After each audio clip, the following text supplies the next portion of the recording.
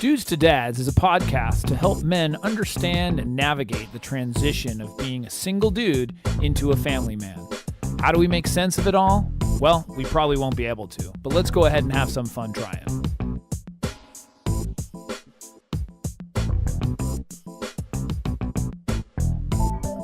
And we are back. We are back. I'm Jason Kreidman. I'm Alan Bush. And this is Dudes to Dads. Dudes to Dads. We gonna make that part of the jingle? I would like to, actually. It's a little voiceover. Yeah, maybe. Yeah, I know. Before we start these recordings, we're always doing all these dumb voices and stuff. I'm glad that we're not doing the outtakes anymore, right? So people don't get to hear like what actually happens. We're actually professionals. Yes. Oh, totally professional. That will not see the light of day, and what happens there. But welcome to another exciting episode. Yeah. This is a topic that has come just full circle again. We covered this topic. It's really, I'm titling this, Does Punishing Your Kids Work? Yeah. We covered this in episode 33, believe it or not. That was years and years ago. Eons ago. We did a dad's debate. We did. Yes. We did a dad's debate. Good memory. Yes. Jeez, wow. And so this topic has come up more and more. And recently I'm in I've been attending another parenting class. I'm always enriching and learning new stuff and such. And this topic has come up quite a few times. And it's just really interesting how it still strikes such a chord with people and debate and not understanding it and can't believe that this is how it could actually be. I mean, there's just so much like emotion around this. Yeah. And I think it's a lot of it is because of how we are raised. We bring our own philosophies into the to the mix. Forget about what tons of professionals might say and empirical data may say. Right. It's still, we have a tendency to not believe it. So if you think about this, our generation, or at least, maybe your and our generation was the first generation of information being just given to us all at once from media, right? Because people prior to us or our grandparents didn't have access to everybody. So they just were raised with their parents' values were, whereas we can look at the parents' values and go, okay, now we have different access to different things and our network is a lot larger. Yeah. Yeah. No, it's just really difficult, I think, for people to accept the idea that punishment may not be the answer to solving your children's issues or getting them to do something or fixing something that went wrong. Right. And I can hear people now like, what happens when, or like when I take their video games away, he listens, right? It works with my kid, or punishment, some sort of punishment. They say, well, it works. It worked for me. I turned out great. Well, maybe you didn't. Maybe you didn't turn out that wonderful. Sure, yeah, exactly. So we're going to explore that. Now, hey, this may not be for everybody, but then you don't have to listen to the Dad's podcast. That's the cool part, is that we can disseminate the information that we believe, or at least I believe. Sure, yeah. And then you're like, I'll go along no, with it, right? Yeah, whatever. You're like, no. Well, that's the fun of it. No, I really feel strongly about this because I'm seeing it in action, and it was how I was raised. Right. And so, of course, I'm bringing my bias to that. Sure. But I'd like to think from a moral and ethical standpoint, I'm strong in that area. Sure. And that's a result of my parents. Yeah. That's a result of how I was raised and the trust that I had and the connection that I had with my parents and such. So being able to duplicate that and understand that with my own kids is ongoing. Right.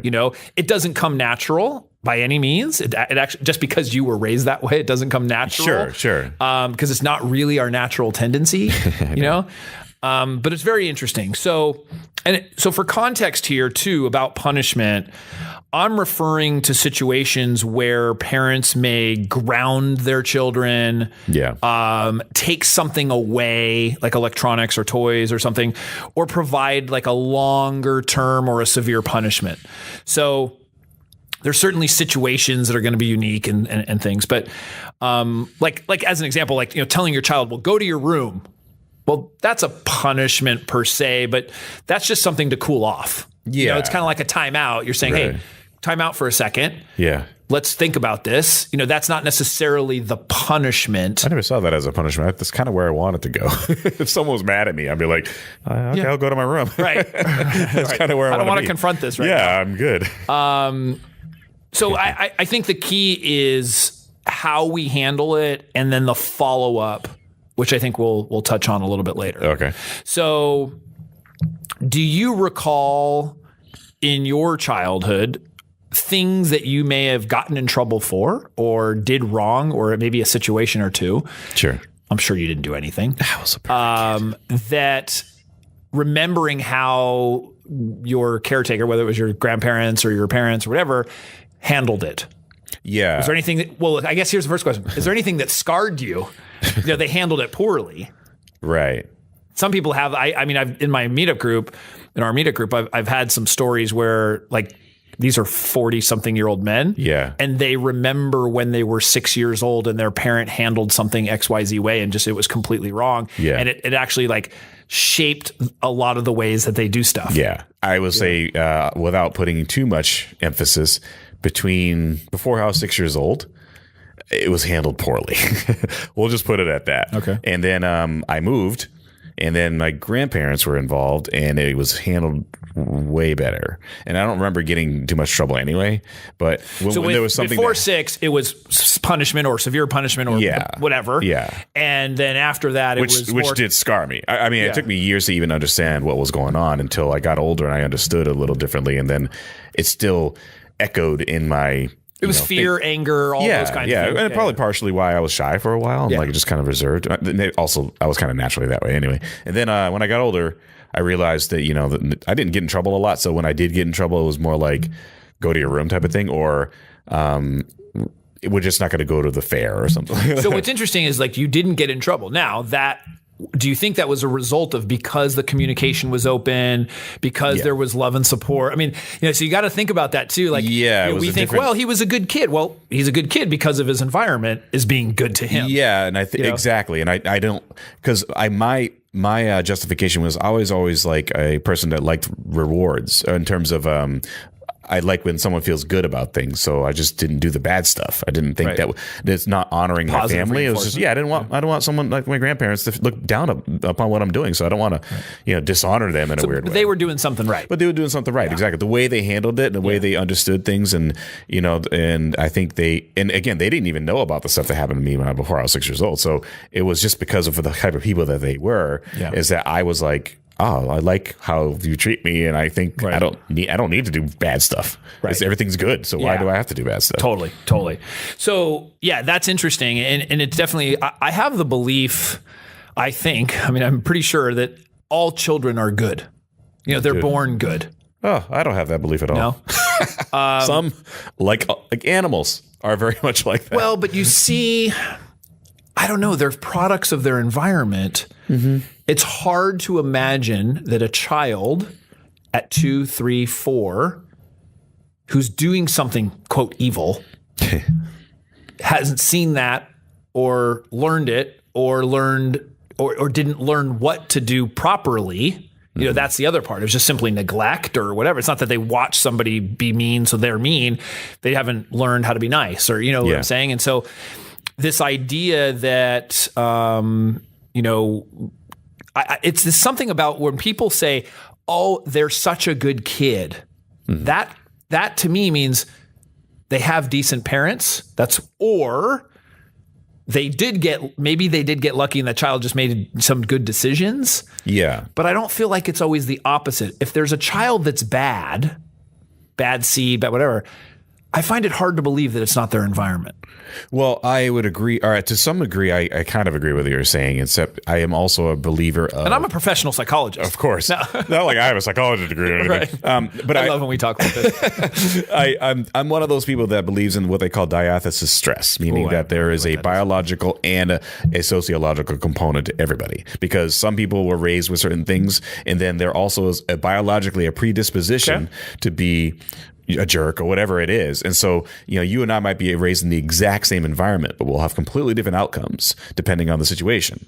And we both grew up with certain rap music and stuff like that. I mean, we probably had a different environment, of course, but like, I feel like sometimes our biology does dictate what we are paying attention to, what kind of work ethic we have.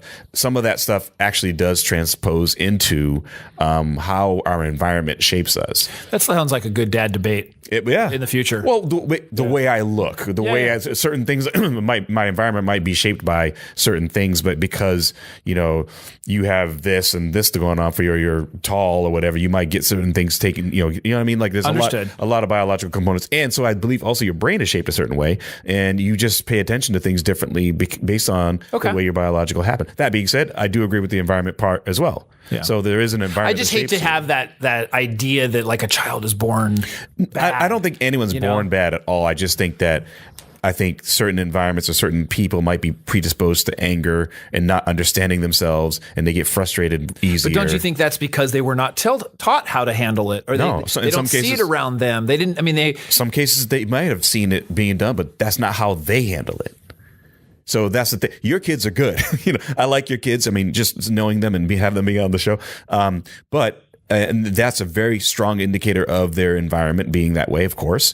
And I also think that probably some good biology got in there too. But I feel like if some kid that maybe didn't have your biology was raised the exact same type of way, and he was an adopted kid, he or she might come out a little bit differently. Not saying he would or she would, just saying that there is probably a bigger chance that kid might adapt to things slightly different than your children would. Well, if there's any psychologists that want to weigh in, where can they contact us? Podcast at dudesdads.com. Yeah, or send us an email. Actually, that's an email. That's the one podcast email, at dudesdads.com, or Twitter at dudesdads, Facebook. Leave a comment on iTunes or Stitcher. Yeah, no, we love getting the feedback and input from people. So let's get into it. So why do we typically punish our kids? Okay, so here's a couple reasons. We want to teach them a lesson. Mm-hmm. Okay, we want them to be accountable for their actions. Mm-hmm. We want to correct a bad behavior. Right. Those are things, or we want to motivate them that they're doing something wrong or whatever. But those are typically reasons why in our minds that we probably punish them. Sure. Because and that's what we want the punishment to do. Right. That's what we want it to do. The problem is that punishment doesn't result in any one of those. Mm-hmm. So that's where the problem lies. So once again, I'll ask the question, why do we punish our kids? Why do we have this perception that punishment results in those things?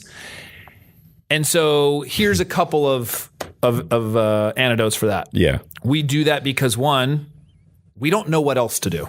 Sure. We haven't learned what else to do. Yeah, right. So we punish. Right.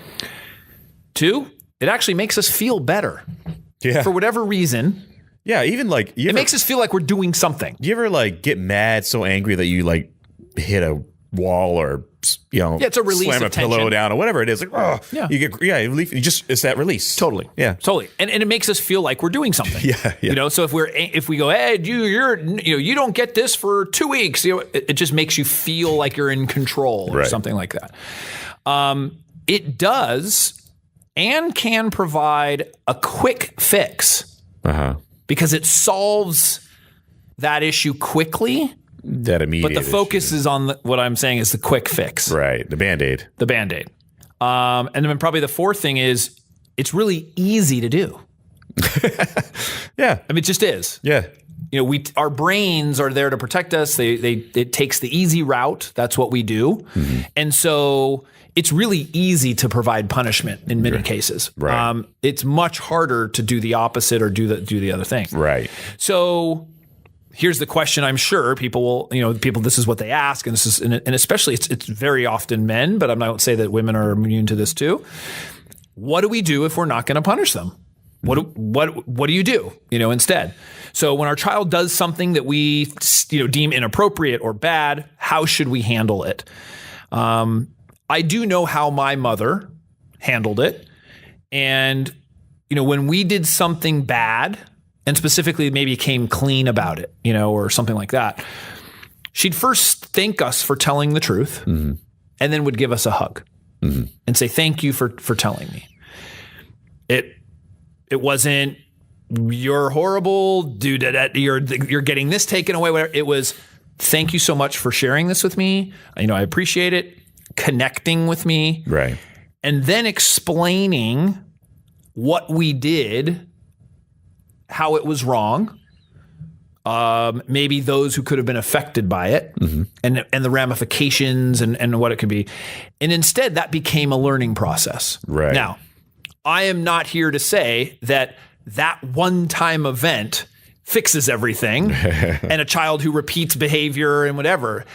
It starts, though, with those kinds of connections. And that starts very, very early, and it's repeatable, and you have to continue to do it so that connection is very strong. And the understanding is like, oh, I can come to my parents and they're safe.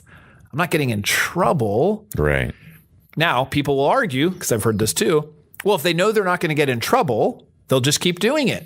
Yeah, but that's not necessarily. That's not how it works either. Right. Especially when you start young. Yeah. It's teaching what is right, and more importantly, how your actions affect other people. Yeah.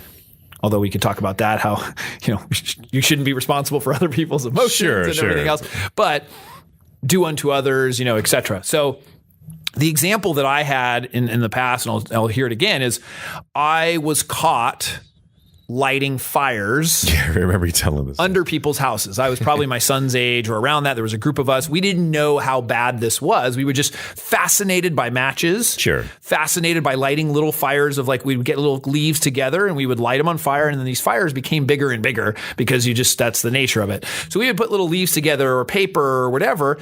And because our houses, we lived on hills, they were on these stilts. And so we'd have 2 levels and you'd have a lot of there's a lot of area under the house in certain areas of the backyard or whatever, where you could go under your sort of private. We would build forts. We do all that stuff. So we would light these fires. And one day we got caught. Somebody smelled smoke in their house and came down, and it was 4 or 5 of the neighborhood kids, boys, I'm sure. Yeah. And they all got so punished. I mean, they all got their stuff taken away, grounded, but I did not. My mom came to me and said, is this true? Were you guys lighting fires? Yes, we were. I was fascinated with matches. I didn't know that this was a big deal. Or maybe I did. I don't know. But I was fascinated with it. Yeah, that overrode anything I thought was wrong. Just, you're a young I could kid. control it. I'm fine. Totally. It wasn't a problem. Yeah. There was a couple times it was a problem. And ultimately, then she began, she said, thank you. I remember, she hugged me and she said, I really appreciate you being honest about this. Now, here's what's going to happen. And I remember having to go and apologize to the neighbors. That's not a punishment. That's that's making it right. Sure. Yeah. The kid may think, it's making it okay. And then also her taking me to the library. Sorry for almost killing your family. Her taking me to the library and reading books on fires and the devastation and showing me pictures of devastation of what fires does and people that get killed and burned, people that are burned, and like a little bit of fear. Sure. And then also education of do you realize what can happen as a result of this? And I remember that whoa, that's a way bigger deal than I was just out with my friends. I just didn't know. But what it was is those kinds of events happened all the time where I felt safe. I knew that my parents would understand me. My mom especially did not do that where the rest of the kids were grounded. And I don't know how they all turned out or not, but I'd like to think of myself as, honest and moral and all these things. And I don't lie. And a lot of that is I didn't have to. Right. I was able, I didn't have to sneak around. I didn't have to pretend. I didn't have to do all that because it was safe. My parents created a safe environment for me. Sure. So this is very hard to do when you have children. It's very hard, especially when they're doing something that you just do not believe in. They steal something, that whatever it is, something that's really bad. it's very, very hard to not punish them. Right. At least for me, it is. And even though I was raised that way, it doesn't matter. So what happens is that punishment risks the bond and the connection between the two people. Okay. So if my parents were to punish me, that slowly eats away at the bond. This is what I'm. Yeah. There's a little bit less trust. Sure. Both sides. Yeah. Both sides. So what happens is if you get punished enough, and this could be happening in a relationship too, where every time you say like, "Hey, I spent money on," and then your significant other yells at you for doing it, yeah. You're going to stop telling them that you spent the money. Yep. Or you stopped going to the bar, or you were smoking cigarette, whatever it is. Yeah. You just want to avoid that. You want to avoid that confrontation. Exactly. So what happens is people begin to lie and to avoid that punishment. And that's what happens with kids time after time. I mean, this is not a single event. This is something that happens over and over and over again. And so if you can teach them that telling you is safe, because you cannot keep them from doing stupid stuff. You just can't. I wish my children were in a bubble. Unfortunately, they're not. Right. They're going to make stupid decisions. Yeah. They're going to do stuff that is probably going to hurt somebody else. I'm hoping they don't, but sure. They might. And so it's really, really important about how you handle that. And that comes into the fact too, then like with teenagers and the behavior that they may have becomes a little bit more severe. I'm dealing with younger kids, but that could become drugs and alcohol, becomes sex. It becomes a lot of stuff. If your child, first of all, comes to you, that's even greater. The fact that they trust you and you've got to be very, very careful about how you respond to that. Right. And then the next, the less of a level is if you find out about it. Right. How do you handle that? Yeah. You have a daughter who you find out is dating some really older guy and you ban her from seeing him and you ground her. Guess what? Yeah. She's going to find a way. She'll find a way to sneak out or meet him when she says she's going to meet with her friend. Yeah, it makes that allure all even more better. Like it's strange how that. So that's a different thing to navigate. And unless you have that bond where you can explain what happens and then you're ultimately allowing them to make those decisions, you got to kind of roll with it, because otherwise you are risking the bond you have with your child. Right. Just to be right. Right. Do you want to be right or do you want to be loved? Which you can't have both all the time. Sure. So that is a big deal. And that is I know it's a really big deal as kids get older. I've heard stories, I've understood situations, and it's really, really tough for a parent. I'm talking a big game right now, but I know these are going to be tough things for me. Sure. When my child comes to me and says, "Hey, Dad, guess what happened? Blah, blah, blah, blah." Oh, sure. Whoa. Yeah. And you take a deep breath. Telling me. Yeah. That is, those are moments where you've got to look really deep down, look at yourself, and then or prepare for them in advance, knowing that they're going to happen. You have like a wheel of things that they may possibly do. Well, you just know and say, okay, if my child comes to me with X, Y, Z, I know I'm going to have to react like this. All possible outcomes. Yeah. Fires, beating up someone in school. Yeah. So so what happens when you punish somebody? And this goes for adults as well, because this has been proven in studies and incarceration and people in jail and all this kind of stuff. When you punish them, they focus their attention on the person who punished them, that's quote situation, rather than themselves and what they need to learn or what they could do to change it. Yes. I saw I actually heard one podcast I was listening to, another one, but he saw a documentary, and this guy he was talking to was a Muslim, and the Muslim had said something about, I could have been a bomb, and the guy made a reference to something that was related to some terrorist thing, and he goes, "Oh, that's exactly what you thought." And immediately he made this big deal about this guy saying that, and he just went off on him rather than go, "I understand why you think that, but that's not what I meant. I meant this." And so and that's what it was. Bill Burr. He was saying that I got mad. I couldn't get past the fact that this guy was just yelling at him for no reason. He just almost stopped the entire program. And I was getting mad at the guy who was oppressing this guy who just asked the question, right? Who was interviewing this guy. So, and it's kind of in the same context. It's like you're just punishing this guy for making a mistake, right? And so rather than just explain why that's not the best language to use, and it wasn't even bad. He just made an allusion to something, but totally. But again, it's like he was ignorant. He just didn't understand what was being the context of what the guy was saying. So even if you are in the right, you have to kind of let me explain what you should have done here, right? Rather than blah, blah, blah, because then it takes the focus away. We're going to get to that. Yeah. So what happens too? Like, if somebody gets arrested and the police are grabbing them and, like, let's say, throwing them to the ground, putting handcuffs on them, and I understand, and oftentimes they may have to. Yeah, if the guy's dangerous, but or the girl.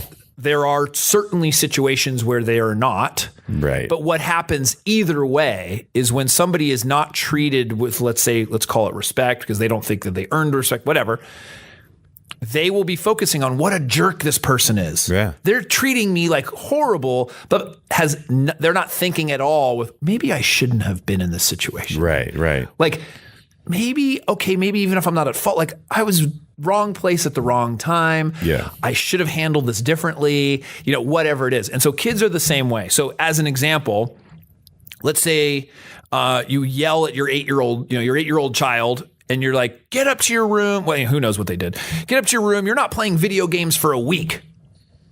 That child, and let's say they hit their sister or something. Right. That child is not thinking, you know what? I shouldn't have hit my sister. They're thinking, gosh, Mom, Dad, you are so mean. You are so unfair. That's the thought that goes through their head. Mm-hmm. And instead of saying, you know what, maybe I should have thought about something differently. Now we go back and we say, well, why did you do that? And what, and then we have that talk if you're doing it appropriately. But even then, there's a lot typically missed in that case too, because they're still in trouble. Right. Okay. But it doesn't fix it. Right. So, they're really focused on how much of a jerk you are versus on their own behavior. So what do we do? This is the, hey, this is a $1 million question. There's two things we need to do. We need to be firm and we need to be kind. Mm-hmm. Those are two things. So some people are just really firm. Some people are just really kind. You need to be firm and kind. And what that means are a couple of things. So first and foremost, you have to set limits or rules. So what this means is if something was never discussed, and especially if the child's young. Yeah, because you don't discuss and everything. They don't know, how can you punish them for something that they didn't know? And that happens a lot. Like Adam and Eve. Yeah. But let's say, playing ball in the house. Yeah, right. Child is bouncing the ball. All of a sudden the vase breaks. If you haven't established rules that balls shouldn't be bounced in the house. Yeah. That's, first of all, you can't, there's no right to even get upset. Yeah, I know. If you have established that rule, then there has to be something where you have to teach the child then to do that, right. and saying, so is that part of a list of things that you can't do in the house? Is it, and so a lot of this stuff comes to as well. They're teaching moments, but I'm telling you, you saying, hey, you're not going to be able to play soccer for a week is not going to remember that kid's not going to, that has nothing to do with it. Right. Because the next time the ball's coming in that he's dragging a ball, he's not going to go, oh, you know what? I'm not going to get my soccer for a week, so I better not play ball in the house. Right. Instead, he needs to learn this is a rule. I'm not supposed to do this. Yeah. And the two aren't connected. And there's consequences. So like if they develop a sense of empathy, then they're more likely not to do it again in the future, not just because there's a punishment attached. It's more of that, hey, there's, the reason why is because vases may break and that costs money and these things aren't really that great. Do you really want to empty my pocketbooks more than you already are? Well, no, but also, or you're going to end up paying for it. Yeah, right. So now smart children will say, well, fine, then I'll pay for it if I break it. So you got to be careful. Yeah. You got to be careful how you word it. Right. But that is something about setting the limits so that the kids know what is right, what is wrong, what are we allowed to do, what are we not allowed to do. Those are, you have to establish that stuff. So that may go for, as the kids get a little bit older, like, hey, we don't condone this behavior. Now, what happens is, and people often think, like, if you're not punishing them, you are not saying that the behavior is acceptable. So as an example, in an extreme example, a child, or let's say a teenager comes home and they were drinking. That doesn't mean if you don't, like, you're not punishing them, grounding them, whatever, and you explain to them how bad it can be, making bad decisions, whatever. It doesn't mean that you're going to be okay with them doing that. Right. Oh, well, you do it next time. It's not. This is not okay. Look what's going to happen. Now, if they continue to do behavior, then you probably have to hire somebody. Right. Or there's some other disconnect or, sure. Whatever it is. But ultimately, you can't control that. Grounding them is not going to keep them from doing. You're trying to teach them to make good decisions. Right. And it's hard. Yeah. This is not this is probably one of the hardest things about parenting. Right. Is you're trying to coach them, as we talk about, trying to coach them into making good decisions, So number 2, thank them and give them affection. Mm-hmm. So especially if they're coming to you with disclosing something, maybe your daughter comes to you say, "Hey, Dad, I wanted to tell you that I took money out of your wallet." Right. Or even like you find that there's money gone. You say, "Hey, did you take money out of my wallet?" And the child says, "Yes, I did." You say, "Well, thank you for telling me. That was that's my money. If you're going to need something, then you need to ask for it. And so, we need to do something to make that up." So that might be they have to make chores. They've got to, do additional work for you, whatever it is, to pay you back, right. But telling the truth and the communication is much more important than you showing who's the boss. Mm-hmm. Just reiterating that again. So that's really important. So the third thing is the related consequences. Right. So that's where we get into, like in the wallet example, they're going to have to pay you back. It's not just you're letting it go. And so, but extra punishment or something that's not related doesn't matter. Like, hey, that was important to me, so I'm taking away something that's important to you. Your video games are taken away. Yeah. It's not related to what it is. And that's a good point. And that's kind of what I was getting at in that context, because you don't want to, the punishment is not necessarily a punishment. It's more of a consequence of doing certain things, so then it's kind of correlated and saying, all right, well, instead, you broke the vase, so therefore you got to help me. The pay time that back. Needs to match the crime. There you go. Eye for an eye, tooth for a tooth. So, child comes into the house with their shoes on again for the 427th time. They got dirt in the house. They have to clean it up. Yeah. It's not, hey, you can never play, blah, blah. I mean, whatever it is. And we get so upset. I know I do. And you just keep repeating the same things and the same things. Right. So, taking things away, and it doesn't work, right. And people will argue that it does, but it works temporarily. Yeah. And then, like I said, it can erode that relationship. So number 4, ask them what they need to do or how it can be fixed. So a good example with this is with grades. I hear about this. I see this a lot. Parents will bribe, punish, reprimand, whatever, because maybe kids aren't getting the grades that they expect that they should have. Mm-hmm. Instead, you're teaching the child to be self-motivated and to care for themselves about how their performance is. And so, it may be questions like, hey, is a good grade important to you? Right. What if it's not? Really? Yeah. What if it is not important for that child to perform? You have to be, and this is hard, you have to be somewhat okay with that reality. Mm-hmm. Now, you may have values that it's, education is important. You need to work in school at least until you're a certain age, whatever that is, and you've got to compromise on those things. But what if your child is just adamant? There's a ton of professionals who talk about this, not going to college, sure. They did horrible in school, whatever. And if you see talents in your child, that may be the case. But here, one of the things, is to understand maybe why your child is not doing well. And so instead of providing the solution, you ask them what they think they might need. Yeah. And so, hey, I notice your grades have been slipping. What is it that you're finding that's difficult? Or is there something that I could help you with that could help improve that? Right. And the child is feeling that support and they're feeling love versus like, hey, if you don't get your grades, you're off the soccer team. Right. What? How is that going to? Well, he got the A. Right. Yeah, and guess what? It's just.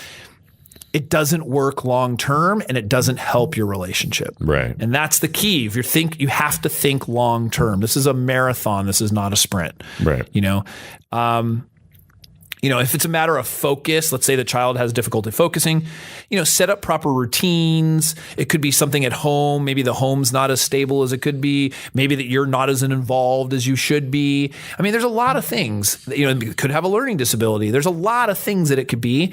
But allow the child to provide you that feedback. And if they can't, you sort of guide them into answering and helping with those questions. Sure. So it's just really important to ask them the questions of like, what is it that they need to make a situation right or to make the situation better?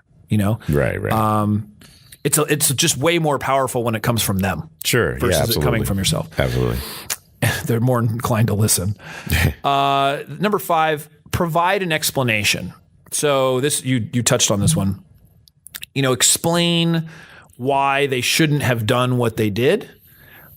Specifically, maybe the effect of their decision and what that could have on other people. Mm-hmm. What can happen, as an example for me, look at what can happen if you're lighting a fire. Right. This can affect, this is not just a fun little situation. Like this is a big deal. Yeah. Or if you get into a car after drinking, or all kinds of stuff. Or, hey, if you smoke, look what your lung's going to look like. Whatever it is, you're explaining what the natural consequences can be. That's maybe a good way of saying it too. Of the natural consequences can be for behavior. Right. Hey, you're mean to everybody. Guess what? You're going to be alone. Yeah, exactly. Nobody's going to want to hang out with you. Right. People don't like you anymore. So yeah, there's just all that kind of stuff. Right.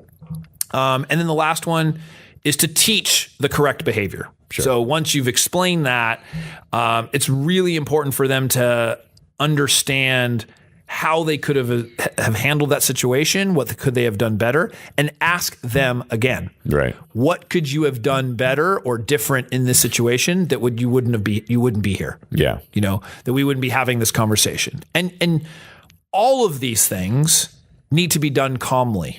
Yeah. And you're coming from a place of curiosity, and you're coming from a place of empathy, and you're coming and this is hard. I know it's so easy for me to talk behind the microphone, but you really have to come from a place of, like I said, of long-term thinking about the relationship you have with your child. Yeah. And that connection and the trust. And it's not about you being a friend and not getting them in trouble. It's about you teaching them and helping them navigate in the world. Right. We all F up. Right. We all make mistakes. Yeah, We've had podcasts about how mistakes are healthy and all these things. You did it too. We all did. Absolutely. I lit fires. Like I me, great moral, doing all this. Yeah. That rarely ever happens anymore, right? Yeah, no, I don't. I try to stay on the narrow path. There you go. The moral path now. But that's the thing. We all make mistakes. Our children are going to make mistakes. And so looking at it from that perspective of you being a coach, which is one of the core 7 principles of the fatherhood formula. There you go. It's really, really important to maintain that. So, asking those questions, what are you going to do the next time you're in this situation? Have them come up with a solution that's gonna work for you. Right. Whew. Yeah, that was heavy. That was heavy. That was a lot of talking. Yeah. So overall, I guess I could have said, does punishing your kids work? I just could have said no. That's not as interesting. And there's the podcast. There's the podcast. It's 14 seconds. Yeah. I just phoned it in. Yeah. Nope. Punishing's not good. Later. The end. Yeah. So what do people do if they want to provide us comments or feedback or anything like that? You can email us at podcast@dudesToDads.com, or you can get on top of many social channels. Mm-hmm. Twitter @DudesToDads, Facebook DudesToDads.com. Mm-hmm. I also have to think about that. YouTube, the Dad University channel. Yeah, no. And then iTunes and Stitcher, especially. Please leave some reviews. Go leave a review. It could be anything, but it'd be great if it was some 5 stars and also some feedback there. That'd be great. I'd love to hear from anybody who wants to leave us some good feedback about what we're doing. Awesome. Cool. It was very cool. Well, thank you. Thank you. Once again, on behalf of Alan and myself, we'll see you next week. See you next week.